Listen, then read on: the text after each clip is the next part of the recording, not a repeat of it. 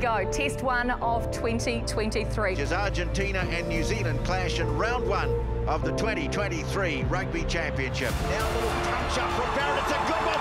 Coles is there, and Dane Coles scores the opening try. Oh, and it's a high-quality try as well. Some lovely passing, and here's more of it. Bowden Barrett streaking down the left flank. He's got Geordie inside him, and he'll score. A breakout try. That's 3 inside the first 11 minutes for the All Blacks. Pops it into space. Rieko Ioane. 34th test try for Rieko Ioane. Wrap around again, and Bobby McKenzie accelerating into space. Clears it away. Barrett. Bowden Barrett's in. Super slick. Right again. McKenzie sends it wide. Narawa. He's in. First try. First time playing in Mendoza for everyone in our team. It was going to be a pretty hostile crowd, but I'm really proud of that result. Tēnā koutou katoa, good evening. Welcome into the breakdown where the All Blacks have got off to the perfect start to the international season and put the rugby world on notice, as do the Box B team. That's what some are calling them anyway. So who starts in the big test between the All Blacks and Springboks next week? We discuss it. Plus Eddie Jones, well, he's at it again. He's up to his old tricks already. We talk Black Ferns. We've got Tana Umanga joining us live on the show for a very special announcement, plus so much more. Joining us on the panel, Jeff Wilson, and for the last time this year, potentially, Angus Tarval and Carlton Ana. Yeah. Have you had any sleep today, Gus? Have you had a nap? No, we were in early this morning for that RG All Blacks game. Went home, my 2 beautiful kids, so daddy time. Daddy daycare? Staying in it. Yeah. But that's your last shift. That's why we made you do the double today, just to make sure that you're working hard. But let's talk about the test this morning. The All Blacks, after one performance, are they now Rugby World Cup favourites, KT? Oh, I wouldn't say Rugby World Cup favourites. I will say it was a great performance and it's a good marker, a good starter marker. I think it's made everyone happy, let's be honest. Well, but I think, for me, it was the steel that they showed throughout the whole 80 minutes, and especially their physicality on both sides of the ball. I think a lot of people weren't expecting that type of start in the first 40 minutes, I think. You know, for players like Josh Lord, who's come back from not much rugby, we've still got guys like Bodie Retallick, Sam Whitelock, other players that are still injured to potentially come back. So to start like that with 40 points against RG, first test, tick some box, move on. To answer your question, no. No, to answer your question, no. It doesn't make us favourites to win the Rugby World Cup. Come on. We beat Argentina regularly. The fact that they've beaten us in recent times over the last few years, I understand how people could get carried away by this performance. But ultimately, for 40 minutes, once again, we were great. Fantastic, took them out of the game. We didn't win the second half. We lost the second half. So there were some question marks over some things around this performance, but ultimately it showed once again how dangerous we can be. Can we just celebrate this one? Yeah. Oh, yeah. 4 more tests, eh? After what we've been through over the last 3 years, can the All Blacks Yeah. celebrate this performance? I mean, it was a good performance. If you break down certain areas, right? I mean, look at their forward pack. Has that been a massive winner and improver since last year, Angus? Oh, like, there's some injuries around with Moody gone, but Ethan de Groot over the last 12 months, Tyrell Lomax after the last 12 months, Samasoni Takia, who didn't even play over the last 12 months. But he got Colsey. I think he was almost... He won't save that try, wasn't he, with a little bit of a push? He's still got the wheels. What's with the blade hands? No, it's Terminator. You know? But I think there's a lot of people that had opportunities. We spoke about it last week. Some guys were going to get opportunities, and I think they took those opportunities. Shannon Frizzell, I mean, he was a monster. Scooter Barrett, I mean, he was outstanding once again. But Ardie Savea, how good was he, Jeffrey? Yeah, he went well, no doubt about it. But I look at the impact we had off the bench once again, and we'll talk about that a little bit later. But our focus has to be narrow right now, right?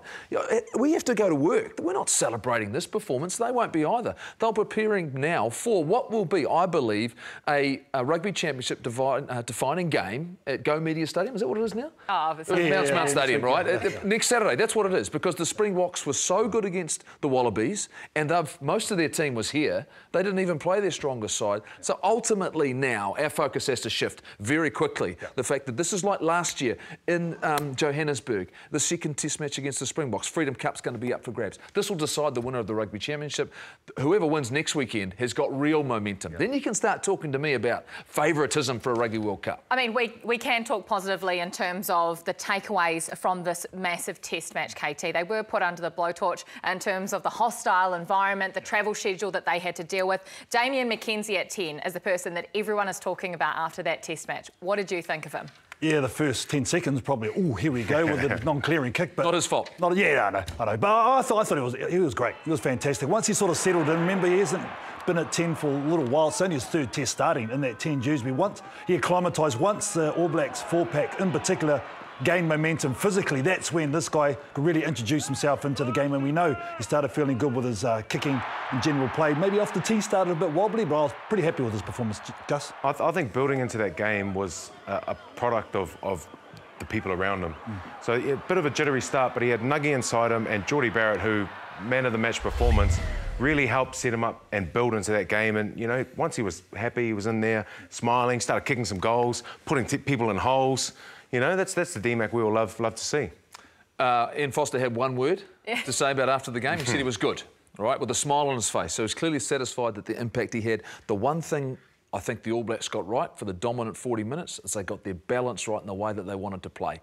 Their ability to exit their territory. They learnt some lessons at the start of the first half and the start of the second half. Once again, a little bit jittery from time to time, but ultimately they'll look at Damian McKenzie and go, this is a massive pass mark. Yeah. They put him under the pressure. They give him a new combination around him that he hasn't played with before, and he delivered on the key attributes of a first five. So now they can move forward from that. I'm still not convinced. After I looked and watched the game again, I'm not convinced. I don't know whether he'll start this weekend. I honestly don't know whether he'll start in this game against the Springboks. I mean, easy enough to do it against the Pumas, but you've got to do it against one of the world's best teams, right? That's the next step for Damian McKenzie. Yeah, and I think they knew that coming into this. You know, you had to give him the start and give him this confidence. And I thought, you saw that last try when he introduced himself and put himself through that line and passed it. That's exactly what you want. And he's very different. We've got three different legitimate options in that 10 jersey, whether it be Richie, whether it be D-Mac, or whether it be Beauden Barrett. They're very different attributes. And I think against the, I wouldn't say lucid team, but when you're able to get momentum like that, that's when a D-Mac will come in. But I think Richie's still a number 110. What about Shannon Frizzell? You mentioned him at blindside. We know we've been looking for a 6 for quite a long time now. Has he cemented that spot? Has he grabbed that jersey and saying, I'm not giving that to anyone, it's mine now, Angus? I mean, I think there's going to be some long, hard debates in that coaching room about who's going to have the 6 jersey against South Africans, because we know we need to be physical there. But for a guy like Shannon, he's done everything he can. He's put his hand up, he's nailed lineouts, he's carried strong, he's defended well. And you know, maybe he could switch to the 8, Goldie. But for him, he can walk away from this test and be like, look, I've done everything I can, I'll put my hand up, I'll leave it to the coaches. It's his complete game in regards to the options he gives you for the All Blacks. And the one thing is he's a great line-out target. There's no doubt he carries the ball hard and his defence is strong. And he's got a big engine. We've seen that time and time again. He just hasn't had consistent tests in the All Black jersey, and they've rotated him in and out. The big question mark is not around him. It's about what we do at lock, because that really determines what they do at 6. Exactly. And here you go, I'm going to throw this one at you. So here it is, Sam Whitelock. Does Sam Whitelock need to play this weekend? Does he need to play this weekend? If you started Scott Barrett and Brodie Retallick, he's recovering from an Achilles injury. If he's had then 2 weeks off, then another 2 weeks off, it'll be 5 weeks between games for him. How much better will his recovery be? And do you then focus on him maybe against Australia and then the second test against the Springboks? I know that might seem, look, is he fit and available, ready to go? But how fit and available? And we've got other options in lock. But I think that's it, though. Available for Super and he still played, right? Yeah, but I think you trust in like him saying yay or nay, whether he's good to go. I think if he's not 100, they don't play him whatsoever, because like you said, we've got legitimate options at lock. Yeah. But he knows that, right? He's the person that will make the call. Well, no. This isn't the Crusaders. No, this isn't the Crusaders. No, the All Blacks select the side. Sam Whitelock doesn't decide whether he plays or not. Yeah. But if he's fit and healthy, and you're saying, does he need to play this game? Are we not just delaying the inevitable where that decision will have to be made? And we're talking about a time we need to focus in, get the right people in, and get the combinations. Yeah, I'm just throwing it out there. The fact, is that an option for us? If he's not 100%, do we need to play him in this test match when we've got Brodie Retallick? Scott Barrett's a machine. He's an absolute machine. Look, he's going to take the mantle of Sam Whitelock in the future. He's going to be that guy. Josh Lord, Tupova'i, we've got options. Yeah. I'm just saying. And the All Black coaches have stated they want to win 5 test matches in a row and then another step. So is that Scooter Barrett in that second row, or is it Sam Whitelock? So the big question then, what do they do next week? Do they put their very best team out there, or do they try some of these same guys that we may not know much about at the international level against the world champions? What do you do? Nah, I think you've got to go for your A team. You've got to pick. So I think what we'll see next week will be the best available. So we've already seen South Africans sending their A team ahead to New Zealand, and they'll be putting up their best squad, and it's going to have to be best squad v best squad, and we'll figure the rest down the track. got to go for your ones. You've got to put your ones in there, 100%. The way what they're talking about and all that, you've got to go with your ones. I want guys who are 100% fit, Kirsty. Yep. Are 100% fit. So Mark Talia, if he's not 100% right, you know, and he's not feeling, I don't want him out there. Moni Narawa did a really good job. Will Jordan, if he's not feeling 100% confident, those are the guys I want out there. I don't want anyone who's second-guessing, doubting their physical abilities, mental state, nothing whatsoever. We're thinking about who the guys are best prepared and ready to go against the Springboks. So who are the guys that played in that 23 that won't be playing next week, or who are the ones that will be? I think Caleb went all right. He's locked in his spot for next week? I think he's made massive strides after today. I think he carried well. He was quite busy. He was one of the guys, you know, leading into the game, we were thinking, you know, it's going to have to be a big game for him. I think he stood up and he's very different from him. If Jordan's fit and Narawa's there and Bowden Barrett's playing at fullback, who have you got on the wing? Mark Talia available? If Will Jordan, if you say all those guys are available, I mean, at 100%, you've got to make room for Will Jordan somewhere in that back three, have to. What about Lester Whanganuku and Mark Talia? Where do these guys fit in? This is the problem with the talent that we have right now. That is the biggest problem for these coaches, is deciding how they all fit in. Yeah. Well, you got to, they like differences on the edge, right? So you can't have two power wingers. You got to have someone who can work like a Will Jordan or a Moni Narawa, and you've got to have a Caleb Clark or a Lester. I see Narawa as a power winger. Yeah. He's explosive. He can get through contact. He's big. I think you can put him. He can play that role for you. Let's not forget about the slipperiest man in Super Rugby, Mark Talia, though. You know, you mention him, and I mean, like, I'm putting that in the little soup basket right there. Marinate? Let's just chuck all the names in. I don't think he's going to be 100 though. I don't think. No, I don't think he's not in this this week coming up. So Moni Narawa was the only debutant in this conversation. Will they throw any other newbies out there next week, maybe off the bench and test them in the Inferno? We're thinking maybe Tamaiti Williams or Cam Roigard. Do you think we'll see opportunities for these players? The one thing you'll need, and you attest to this, you're playing the Springboks, that's the one area of your game you have to be really secure. It's your scrum. You have to be secure at scrum time. Do you put the young man... Angus. Come on, Gus. Expert comments. Let's go. Expert. I mean, when you look at the bench in particular, I don't think there's any debate that Ethan de Groot and Tyrell Lomax are our guys, right, as starting props. Yep. So what's our best impact off the bench to secure that part of the game? I think at the moment it would... I do back young Tamaiti Williams, but I don't know if this is the right time to chuck him in this. 22 years old, young buck, come a long way in the last couple of years, but I think those two, Ofa, Nepo, they've been there, they've played these teams, they're physical, they know what it takes. Who's your two hookers? We've got Cody in there, he's going to start, do you think? Yeah, I have to back my mate, Samasoni. I mean, Colsey did wonderfully. I thought Cody Taylor, towards the end of that season, really sort of took that mantle back. But the game that Samasoni plays, so he's just starting hooker?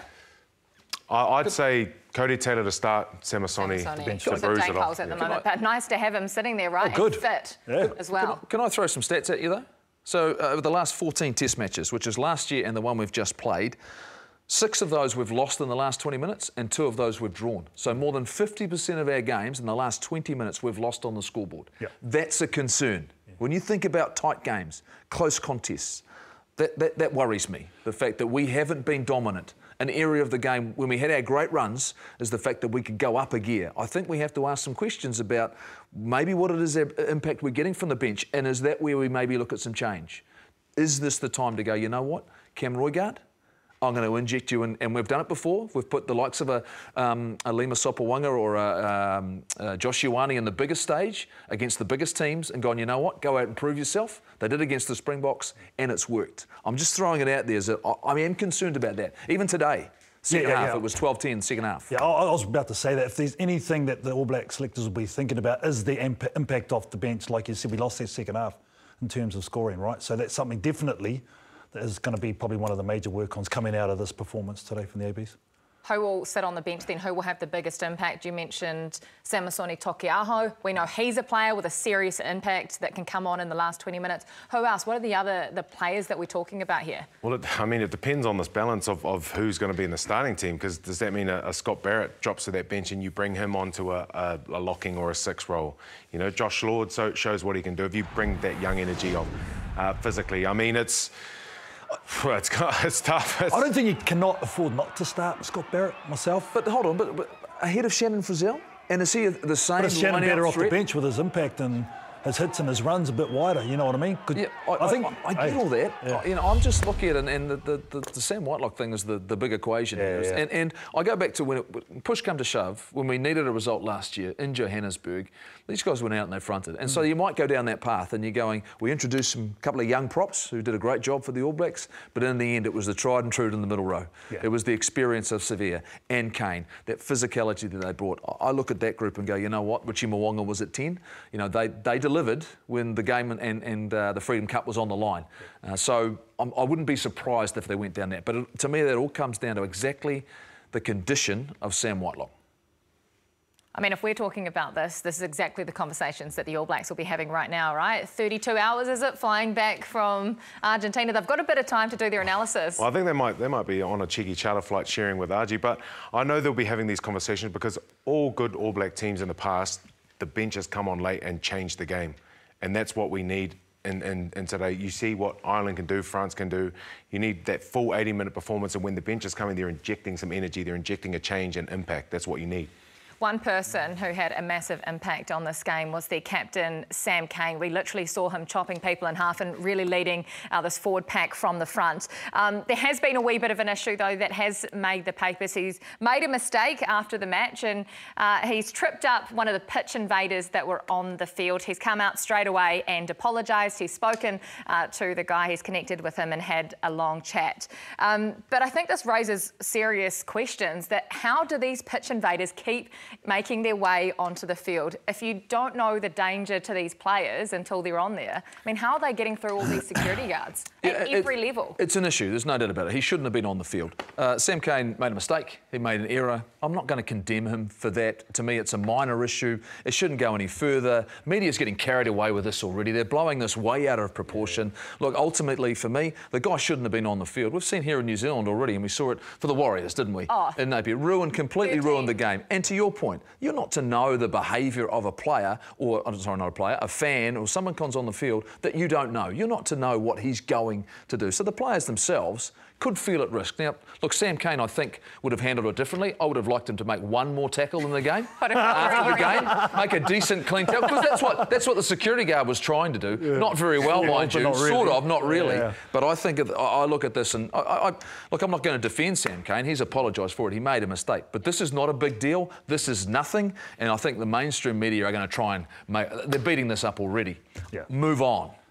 Yeah, non-issue for me. No, he's apologised. Yeah, I'm actually quite intrigued how the supporter got over the moat, because there was a moat around the field. So he's either Spider-Man, yeah. Spider-Man. I don't know. Website. Holy smokes, you know, the stadiums over there, they're quite well protected. So they've usually got the big fences up that don't allow you to get on the field. Yeah, what was it, 42,499 were great. Yeah. One guy ruins it for everybody else, right? Let's move on. Forget about him. Don't give him his moment in the sun. There you go. Well, time now for our Musashi Power Play of the Week. This time around, it was the try from Geordie Barrett. Jeff, one of the best attacking plays you have ever seen. Just hold it here. Not that I've ever seen. What it is the fact that all of a sudden we're playing what's in front of us. We're reading a situation, and we've read it and created a 4-on-3 down the short side.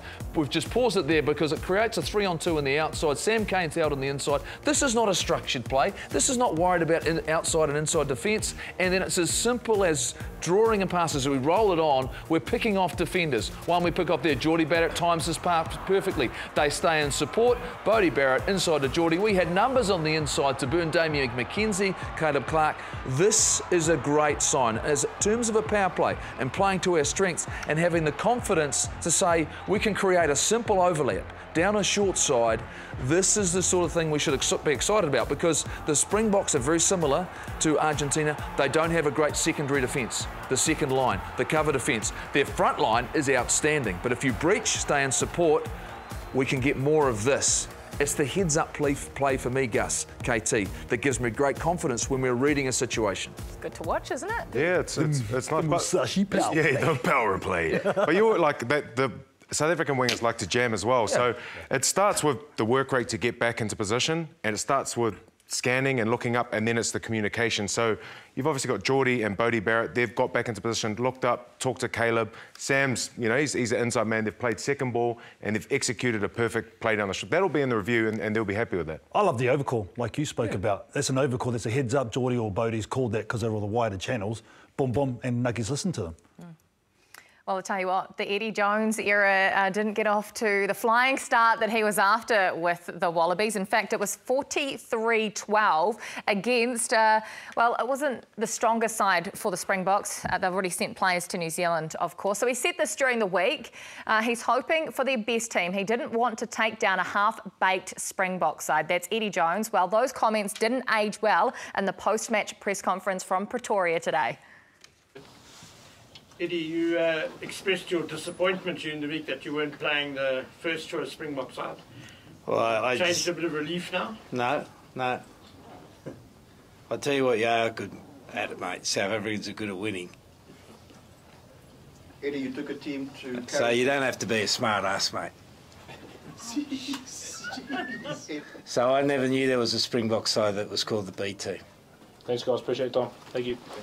And you don't have to be a smart ass, mate. You don't have to be a smart. I love you, Eddie, but you give it more respect. Eddie Jones just doing Eddie Jones things. He finds a way to take the attention away from his team, who, let's be honest, performed terribly in what was probably their top side that they could have put out. He's now taken all the headlines himself. He finds a way to do this. He's the master manipulator of the media, isn't he? Well, you have to try and change the subject because they were that poor. They were that bad. Now, look, it's the first test match for them as well. Like Argentina, the fact they'll look at it and they'll get better from this.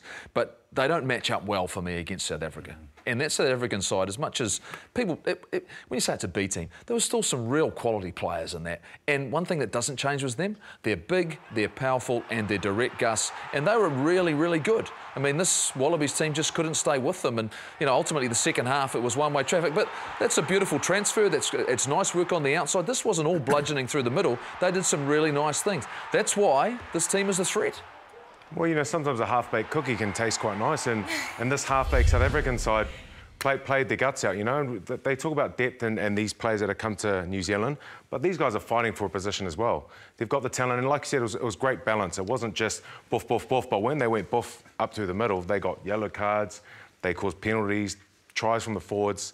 I mean, they're looking dangerous, but All Blacks. Defending champs are here to play. Yeah, let's highlight this. Eddie Jones isn't silly. You know, he's very, very calculated with everything he does. So we'll get that out of the road first.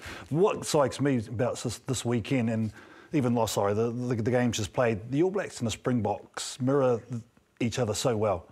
You know, I think in terms of their squads and how they make up and how they played this weekend. So that's what excites me going into this clash this weekend. Like, they've got a lot of questions they need to answer in terms of their starting makeup as well, because a lot of those players that played just tonight, for them, man, they answered some questions for their coach as well, so far out. 100%. They have found a way to build so much depth, haven't they? And they're not just one-dimensional anymore. They've got this amazing running game too. Let's take a look at the list of players who arrived in New Zealand a week early. They're here at the moment, and here is the list, 11 players. Look at these names. These are the most experienced Springbok players. Malcolm Marx, the Ebenezer Best, Quagga Smith, Faf de Klerk, Cheslin Colby. These are the best of the best. They've been on Waiheke Island today enjoying themselves, and the other half have been out playing golf. This is the way they're easing themselves into test match, but they are here, Jeff. They are waiting for the All Blacks. That's what you call a good day off. I reckon some of them have done both. They've played golf and then they've gone to Waiheke Island. That's why I like a Sunday. Not like our Sunday sesh. Sunday sesh, I tell you what. Look, they're prepared. Look, they're an outstanding squad. They're an outstanding squad. I mean, you can't underestimate the fact that, and Justin Marshall talked about it this morning on the post-match show, they understand their formula. It is so simple. So their combinations, they're not a difficult thing for them. The one thing I'll say, no Andre Pollard. And to me, he's their talisman in terms of their accuracy in a lot of the game that they play, and particularly in terms of their kicking. It'll be interesting to see the combination of players they choose to take on the All Blacks this week. But you know where they're coming. Yeah. They're coming through the front door. Yep. That's exactly where they're coming. No hiding, kick down the front door, see what happens. They see a Khaleesi as well. Quagga Smith, one of the best names going around. Love it, Quagga. My Quagga Burger, I see you. But they're some world-class players. I mean, that's an outstanding list sitting right there ready and wait for the All Blacks, man. So that's what, again, I find so intriguing and exciting. Yeah, there won't be any playing around with with what's coming in camp with the All Blacks. Jace Ryan will have the boys working hard for the challenge that's coming up. Can you talk to us about the difference for the All Blacks coming home, presumably tomorrow? They'll have a short week. Will Tuesday be sort of an easy week? Wednesday and Thursday will be your harder days. And how that compares to the Box players who have been here for a week, what their weeks look like? I mean, you sort of get to the end of the week and they'll be doing whatever they need to be fresh. So it might be a bit of a lighter start, but by Thursday, you know, we've got world-class people in there to make the right calls and get things humming. By Thursday, the boys will have nailed their stuff. Saturday night, they're hissing. That's the only option that they have. And, you know, you're representing your country in New Zealand against Springboks, which is, you ask most All Blacks, one of their favourite tests to play. It's the biggest challenge, the best challenge outside of a World Cup. So the boys will be up for it. And I think these two guys know probably the best. Like, for a while, the All Blacks dominated that rivalry, but I think this is a genuine rivalry with this current Springbok team, the world champs, current world champs, and those are world-class players. So now we can't pick who's going to win, whereas the previous years we probably could. So. Yeah, look, it's a challenge for the Springboks to come here and play, though. We've had great success here in New Zealand, and at home we do tend to play well, but Mount Smart Stadium's not familiar territory for Test match rugby, and so, you know, I look at this matchup. I'm fascinated to see who we play. Because we pretty much know who they're going to play. They've told us who's going to play. They're here already. But they also haven't had the ability for that combination to get together yet and train. They've been here, the other team's been at home. Whereas the All Blacks decided to take all of their players to Argentina, thinking they need as much time on the ground. So you might have already seen, they may have already trained together, the group that's going to play this weekend, so they don't maybe have to do as much work on the ground when they get home. And I'll tell you what, sometimes that can work against you. You haven't been in the dark trenches, and you know, you're trying to overwhelm with an intensity, with a physicality, and if you haven't played a Test match the week before and you're coming into it, you know, you might be fresher, but you haven't got that contact and the feeling of a Test match. It can play both ways. Do you think it takes it out of you? Well, I suppose it's a catch-22, right? Taking the squad over to RG and the travel time there and back.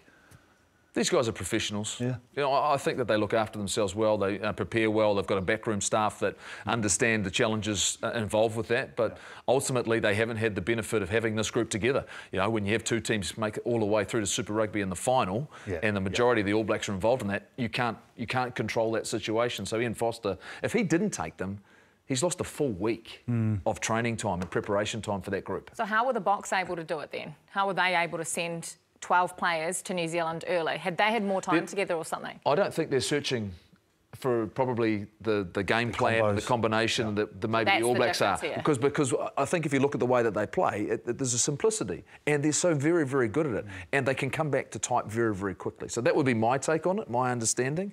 And we have had some players put their hand up and say, you know what, I want an opportunity, and injuries have given and presented those opportunities as well. Well, no doubt about it, is going to be one heck of a test coming up from Mount Smart Stadium. And guess what? It's sold out, so you have to watch it live here on Sky Sports. Still plenty of rugby to come. The international season was well underway. We talk the All Blacks 15 side who took on Japan A, and the Black Ferns coming up as well.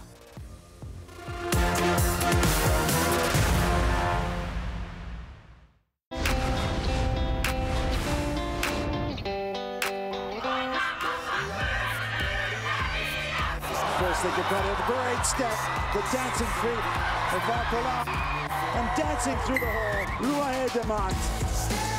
Now they're going to go with a little chip shot. Oh, beautifully gathered and still going. The center play and connect, and finally it's going to be a run-in for Midi Langi Paul. And they're coming up too quickly, leaving the hole. They've exploited it. Amy Duplessis in the gap, over the line. Options and Duplessis. She's been a live wire. It's a one-on-one battle. They've got it out wide. Textbook finishing. Brunt and Duplessis combining to carve up the Canadian defense. Duplessis decides to kick. Bounces up high, but knocked forward, and it's another try. Oh, what a pass and what a finish. Amy Duplessis doing it all. Oh, tons of space with one short Canada. Can't cover the space. Kelsey Tinetti.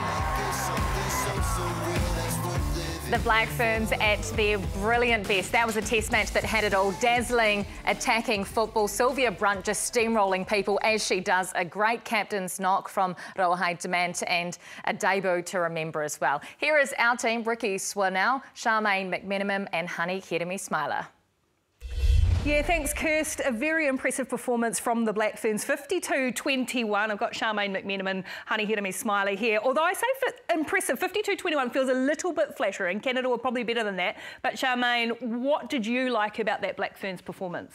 I really liked how they KBD kept the ball alive. You know, that was really awesome. I love their support play, getting second touches, and then they really started to get that running game going, especially in the second half. You found that they cleaned up their rucks and then our halfbacks could have a dab, which made the game flow a lot easier. Yeah, I definitely found that they took the game to another level compared to the Australian game. There's a little bit of rust there, but you can see that the brand of football that they want to play, that real expansive and free play, but they were patient in parts as well. Canada were a lot more of a competitive opposition, but look, I thought it was exciting. You're seeing this new, I think, flurry of Black Ferns and what they can produce. Canada were much more physical than Australia. We expected that. It was 21-14 at halftime. It got to 28-21. How, Honey, were they able to accelerate away and really play that expansive, free-flowing game that we've now come to know and love with the Black Ferns? Yeah, look, I think they did start to fall away a little bit, and whether that was down to the heat or whatever, but they did start to then play a lot more direct and play a lot more flat at the line, and that seemed to work, and they were able to breach the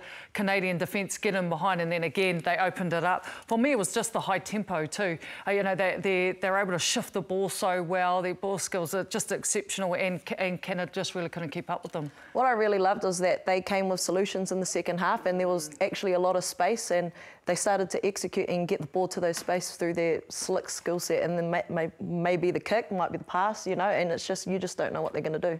Player of the match was Amy du Plessis playing in at centre, but it was really the axis of Demant at 10, Sylvia Brunt again brilliant at 12, but Amy du Plessis really starting to come into her own at centre, Honey. Oh yeah, look, she was everywhere tonight, and you saw it last weekend against Australia. Her and Sylvia Brunt are starting to build this really good connection. You see her ability to draw and pass here. She's putting people into space, but also getting herself into space. She broke the line. She's putting in kicks. She's really starting to evolve her game plan, whether she plays that hard and direct line as a centre should, or she plays out wide.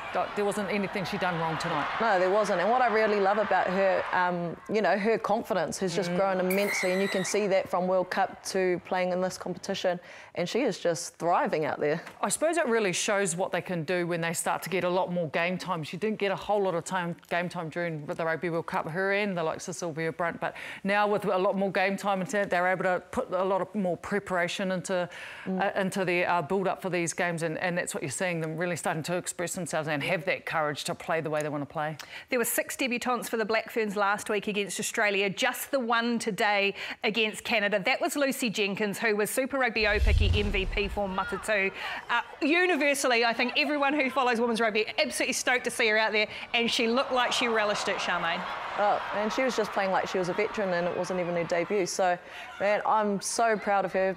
It's an awesome time for her and her whānau, her debuting today. And man, she just put the work in, like she's loose forward, you know, just doing loose forward things. So, and her work rate when, you know, is second to none. Oh, super hard-edged player, isn't she? She's determined in everything that she does. She would have been hungry to get out there. And as you mentioned, massive moment for her when you debut, and all her family would have been watching at home. I don't know if some of them flew over, but so cool to see Lucy get out there. Finally. Got that jersey. Finally. So 2 50-point wins for the Black Ferns so far in the Pacific Force Series. That means they are all done and qualified for WXV, which is being held here in New Zealand later in the year. So they play USA on Saturday, 7:30 a.m. USA have been trounced in both of their games. They lost to Australia. So what should we expect from the Black Ferns playing USA next weekend, Sham? Oh, I'm hoping that they can put out the other debutants, you know, get some experience under their belt. You know, that's what this competition is all about for the Black Ferns. So I hope that they can put them on the field, give them the experience, so at World 15 they'll be class. Yeah, look, I don't think we can, I suppose, underestimate USA. You know, they've had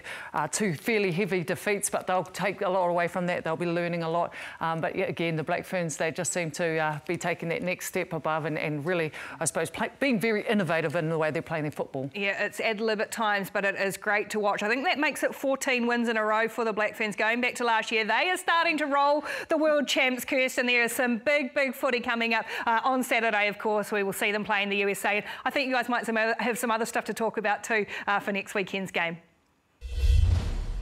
Thanks very much, Ricky, and absolutely brilliant work, you three. This new breed is literally starting off where they finished last year as world champions, and I think one thing that stands out, the professionalism is paying off. Time together, test matches. Well, I've got to shout out to Sophie De Goody first, because how good is it to see... You're going straight to Canada. But I just want to shout out how good is it to see a forward kicking goals. I'm showing love to, and she was her best player. But yeah, I mean, to see their growth and then to back up a good win against Australia and finish that strongly, I want to shout out to that back five and that forward pack. From Maya Cruz to the Bremner girls, Liana Makale-Tu'u and Kennedy Simon, the skipper, and Lucy Jenkins making her debut. They're absolutely beast. I think at one point they ended up scoring, but Liana Makale-Tu'u made about 5 tackles in a row, got up off her feet. Kennedy smashing absolutely everything. I'm impressed with how far they've come. They're talking about an attacking D, but it's good to see them thriving. Yeah, Sophie De Goody, just to touch on your point, she's a crossover athlete. She's a good lady. Like she's one of the best in the world. So yeah. It's no surprise that she's multi-skilled. But I think for me, it's the environment, and I've added to what the professor laid the foundations last season, and Alan Bunting has come in and added to that, and he's been amongst women's rugby for a very, very long time, and I think these ladies are very comfortable of where they're at, and he allows I think players to drive a lot, so I think that's been a big part of it, and he's lost a lot of players, remember, from that World Cup squad. Well, Jeff will want to drop the Ardie Savia equivalent, right? So No. All I'm going to say here is this is going to be the best Black Ferns team we've ever had. This is going to be the best Black Ferns team we've ever had, without a doubt. And I think already they're almost as good as the team, maybe on par with the team that won a Rugby World Cup. Yeah. And the fact that's you talked about, it's time together, preparation.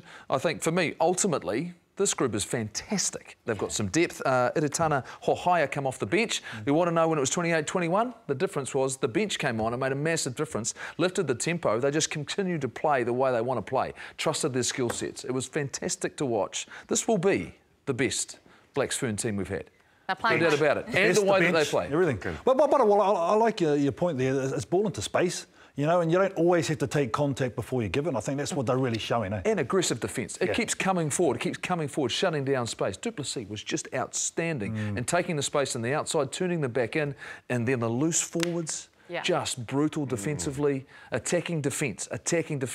Outstanding. Keep talking about this, couldn't we? Because it's brilliant to watch. It is brilliant rugby to watch, that's for sure. But the All Blacks 15, they were in action as well. These are, of course, the players that didn't quite make the 36-man rugby championship squad. But no less, there is a lot of quality still in the side. You think about Brad Weber, Folau Fakatava, Stephen Perofeta.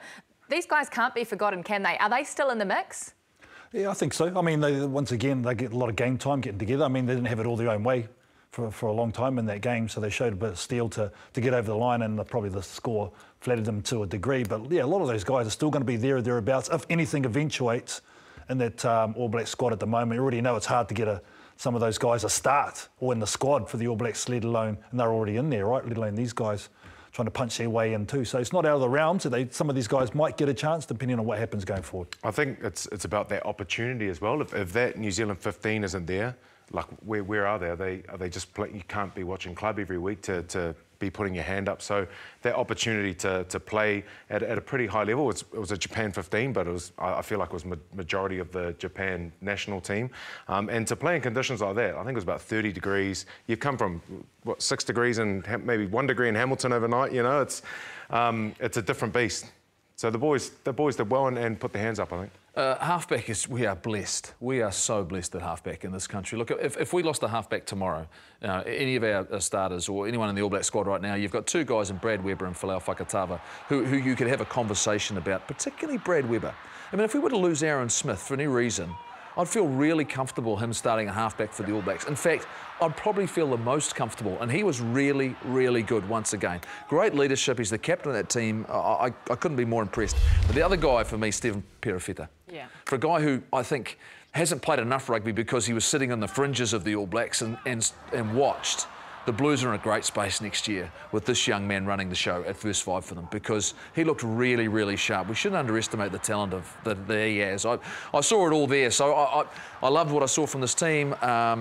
If I'm Japan right now, I'm a little bit concerned. I'm a little bit concerned. Before a Rugby World Cup, they'll get better, they'll improve, but they'll have some question marks, because that's ultimately our third side. Yeah. Well, I think they're playing the Brave Blossoms this week coming. Yes. So it wasn't Japan's top side, that was a 15, right? So it wasn't their top side for Jamie Joseph. But I think that's... chucking it out there. Do you think, because they know what Brad Weber, and I'm with you in terms of if Nuggie went down, you'd be more than comfortable with Brad Weber starting. Do you think the All Black selectors know that's why they've got him? Yeah, absolutely. All Black 15? No, I don't doubt, you know, 100%. But is he not a chance unless there's an injury to one of those three? No, I think he's still a chance. He's still a chance. 100%. Yeah, right. The other two are on trial. Yep, I think they are. Yeah. The other bit of news that happened during the week, Jamie Joseph announced that this will be his final year with Japan. I don't think he'll have a problem getting a job. Well, we would love him back in New Zealand, wouldn't you? I mean, where is that man going to We're going to put him to the Landers. Serious talent. Where would you put him? He wouldn't want to go back to the Highlanders, would he? Mate, unless it's a... I've got a feeling that he's got a consultancy role somewhere in Japan, sitting there nicely for him. Look, this will be his swan song with Japan, but I mean, huge respect for what he's done for that organisation. I'm probably more interested. I'm going to give Brownie a call and see what he's up to, because I'll be interested to see where he goes and what his path is, because he has been mentioned in a lot of roles here in New Zealand. What's his future going to look like? But look, you can't argue they've done some great things with Japan. Well, still to come, bold predictions from these three ahead of next week's test match between the All Blacks and the Springboks. Look out for the bombs to be thrown. And we catch up with the legendary Tana Umaga with some massive news. Stick around for it.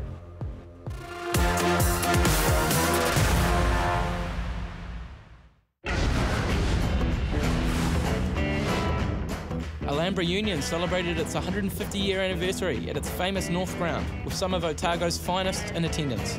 Seems like an age ago, but wonderful club, great memories. The team going down 21-47 to Dunedin.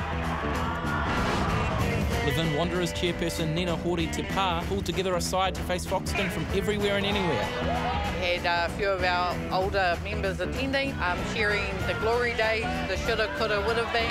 Commemorating 125 years of the club, young and old turned up to Levin Domain to celebrate the community game at its finest. Fraser Tech's centenary was a great occasion. Jordan Bunce, son of Frank, got it down for the try, which sealed a great win over Melville. Paeri notched up 140 years in winning fashion over Green Island. Matt Whanga with this incredible individual effort. Swan dives over swan dries down in the deep south. White Star turned 125 in style. Sir Buck Shelford in attendance as they secured a narrow win over Marist. And celebrations went long into the night. Club legends Bernard Menzies and Trevor and Bill Craddock cut the cake. North Shore's 150th was commemorated with a special jersey celebrating their All Blacks and Centurion alumni.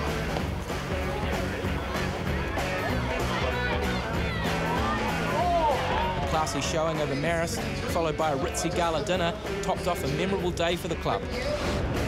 Salika Winiata retires from club rugby on a high. Kia Toa won the Manawatu Prue Christie Club competition. I've been playing for Kia Toa since I was 14. Now it's time to hang up my boots. Thank you for your service, Constable Winiata. The Kura Rugby Club won a high-scoring showcase against Mahino. Richie McCaw turned up to the aftermatch and lit the candles. Oh, it's nice to be able to, I guess, come and contribute for a significant occasion like this. The oldest living club member, Neville Guard, blew them out. Congrats on 125 years, Kura Rugby Club. No, Mai, Hoki Mai, welcome back into the breakdown. Well, we've been teasing it all show, this big announcement that we have coming from our former All Blacks captain, Tana Umaga, who's joining us live from Samoa. Tana, malo lava, thank you so much for your time on the program and for sharing this news with us. Malo le soifua, malo le late. Yes, I've got some exciting news, bit of a change in my life. I've been given the honour of been appointed the head coach of Moana Pacifica for 3 years, so very exciting. My family and I are looking forward to it. Tana, congratulations. I know you were I suppose, looking for an opportunity. Was this a choice between staying with the Blues or going to Moana Pacifica next season? Yes, I was, again, fortunate to be able to have a choice there, staying with the Blues. And obviously I've been pretty comfortable in my roles with the Blues and been lucky enough to be asked to stay on. Yet I think the challenge of Moana Pacifica, I think what the team means to the Pacific people, and it's an exciting challenge. And obviously getting to become a head coach again in itself was exciting. Maloti, congratulations, Seke, on the appointment. For you, the first ever All Black captain, Pacific Islander, and now first ever head coach of a Pacific Island team, Moana Pacifica. For you, I know you've been on your journey. What does that mean to you and your ainga? Oh, it's huge. As we've talked a lot of times about this, KT, in terms of who we are as people and who we represent, the sacrifices that our parents and ancestors have made for us to live the life that we live, and an ability to repay that and go back and help those who are on their their rugby journey. Look, I've got a lot through the game and still do, and the ability to give back to those players, the future players of Manu Samoa and the Kalitahi and all the Pacific nations, is exciting, and we want to keep that strong. So I think this position that I've been given, I realise it comes with a lot of the pressures and expectations, but we wouldn't be in this game if we didn't love pressure and expectation. Malole Soifuso, I want to talk and touch on, you talk about how important it is with the Pacific region and connecting with the Pacific people. I want to talk about the team itself. Last year, or this year, really, bit of a tough season, got their win right at the end against the Waratahs, but in a lot of games we're there or thereabouts. Where are the opportunities for growth with this team? I think, as you said, there's players within that side that we know have had success in other teams.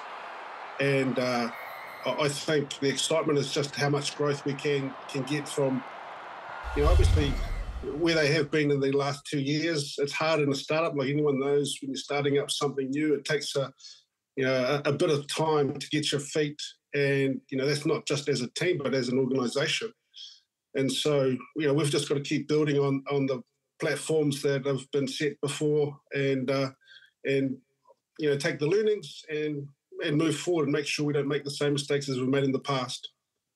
Tana, the first couple of years of this franchise, we know a lot of players are off contract. So who are the names that you're targeting? You've got a few superstars with you over in that Samoa national team at the moment. I mean, Jordan Tafua, Lima Sapawanga would be not too bad back in Super Rugby, wouldn't they? Yeah, it's funny. I don't know if these guys are kidding or not. I've had a lot of guys saying, yep, give me this in a couple of years, and and I don't know whether they're, like I said, joking with me, or whether I should take that conversation a bit further. But have obviously been here with the Manu as well to make sure that we start keeping focus. But don't worry, I'm keeping tabs on everyone that's coming to me, and I'll be chasing it up. Tana, look, just one game in Apia and Samoa this year for Moana Pacifica. Would you like to see more games next season played, I would say, at home? Yeah, I think that's obviously the goal. I'm not too sure what the draw looks like. I haven't gone too far into that yet. We've got to make sure that we're representing the people that we represent, and they see us, and not just on TV, but out on the streets and, in their communities. I think that's a big thing, because, we need people behind us. And when we feel that, the players will lift, as I've seen here in Samoa. We've just come back from Savai'i, and the communities, they love their rugby, they love their people, but they love their people, and they really want to see people do well. They're such a giving community, and it's just great to see. But it makes your heart well, deeply for them, and it just makes you want to make sure that we don't do anything wrong for them, if that makes sense. You know, it just kind of, it hits different over here, you know, when you're here amongst it. So I think every player that's within Moana has to feel that, whether it's in Samoa, whether it's in Tonga, or wherever else we may go in the Pacific, and, you know, even in Auckland, you know. I know, T, you're in Samoa, you're with the national team at the moment, the Manu, so we know you've got to go, but you talk about just having a feed, you got your umu and whatnot all ready to smoke there. So just before we leave, I want you to give a shout out, because the dreads are looking top, my mate. The dreads are looking real sharp. Yeah, shout out to Hopper. There's the only person that's ever touched my dreads since '96. He even came over to Europe for me one time. So, you know, got him on a plane. He doesn't fly. So, Tony, his own hairdresser. His own hairdresser. Holy smokes. Tana, oh, you were the same dude. Congratulations, Tana. Thank you so much for coming on and sharing that really special news with us. And we can't wait to see what you do over the next few years. So, Lover, thanks for having me on board. Shot, Coach. Oh, wonderful news about Tana Umaga signing a 3-year deal as the head coach of Moana Pacific. And now we wait and see what players he can get involved in this team and the rest of his coaching group as well. There is other news to break on the breakdown. You wouldn't read about it, but our broadcaster right here on Sky Sport, Taylor Johnson, has had her first baby with her husband, Matt. So big congratulations. Now they've got Big Matt and little Maddie as well. That is from your breakdown and your Sky Sport whānau. Congratulations to Taylor. Right, we're just about done and dusted. You guys have come in hot, Spider-Man, and just giving it everything in your final show. So have you got one more take for us? Box or All Blacks, and Wallabies or Pumas? Come on, Skip. Skip. Oh, the All Blacks. No. The ABs, look, there's Warriors fans in that room. They're at the Mount Smart Stadium. They're going to feed off that Warriors mana. All Blacks get up, and they'll go from good to great. Pumas beat Wallabies? Wallabies bounce back. Carter Gordon starting 10. There we go. I think the Pumas win. And I think, because what Jeff said at home, I think we're our home advantage. We've won 39 times here against Springboks versus 11. I think the All Blacks get up just. It'll take everything we've got to beat them. Absolutely everything, and I've got faith they can do it, but I tell you what, we have to be at our very, very best. Well, it's the greatest rivalry in rugby, isn't it? The Springboks against the All Blacks. How lucky are we to have that action coming up in 7 days' time? We'll be back here on The Breakdown to break it all down with you. Thank you for watching. In Pretoria, the 93rd between South Africa and Australia. It's a right to the Korobeta, and Korobeta into the corner.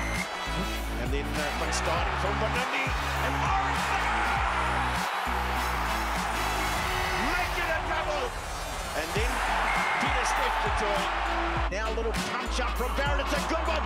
Coles is there, and Dane Coles scores the opening try. A nice control about the All Black performance and some lovely passing, and here's more of it. Beauden Barrett streaking down the left flank. He's got Geordie inside him, and he'll score. Now the All Blacks will wrap around again, and Bobby McKenzie accelerating into space, clears it away. Beauden Barrett's in. Away to the right again. McKenzie sends it wide. Narawa! He's in!